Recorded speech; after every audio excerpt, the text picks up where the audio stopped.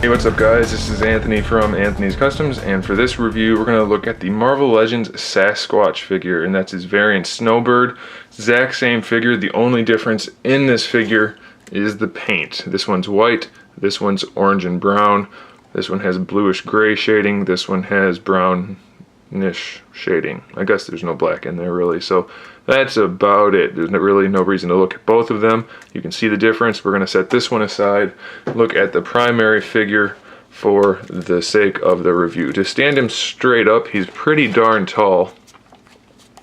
Stands almost 9 inches, about 8 3/4 inches tall, but due to the sculpt of his little hair bit there, I would suggest you bend him over just a little bit to make him look a little bit better, but that's okay. It's not too bad either way.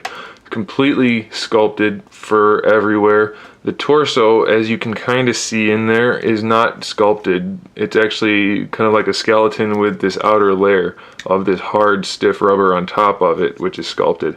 Not sure why they did that, but they did. It's not too big of a deal. You can just kind of tell around the joints that there's 2 layers there. No big deal though. As far as articulation goes, the head is on a disc, so it goes up and down, swivels left and right. Paintwork for the eyes is cool because it's metallic. Looks nice. Paintwork everywhere is pretty good on this guy. The texturing, the paint texturing is done nicely. Decent shading. Pretty good. He has a butterfly joint for the shoulder, which is pretty effective. Standard ball disc for the shoulder itself. A bicep swivel.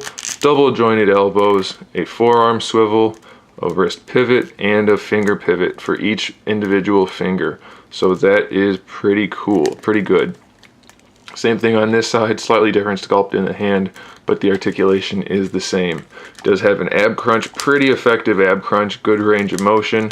Wouldn't be too bad except for the fact that you can see that double layer in there, so it kind of kills the sculpt, but it's not too bad.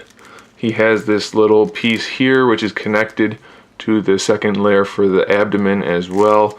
It does have a waist twist which is hidden by this fur piece here, so that's okay. He has T-jointed ball disc hips, full range of motion. Let's zoom out a little bit. Full range of motion for that. A thigh swivel, double jointed knees. Is there a swivel at the shin? There is. There's the shin swivel hidden by this fur, ankle pivot, ankle rocker, and a toe pivot. So pretty good figure all around. Not too impressive, I don't think, but the sculpt work is good, the articulation is good, the size is good. And when I say it's not impressive, it's just because it's really kind of all one color, generally speaking, so it's not like the best figure in the collection at all, but there's really nothing wrong with it.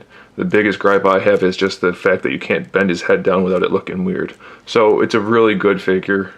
By and large, I do recommend it. Either version's good, depends which character you want to have.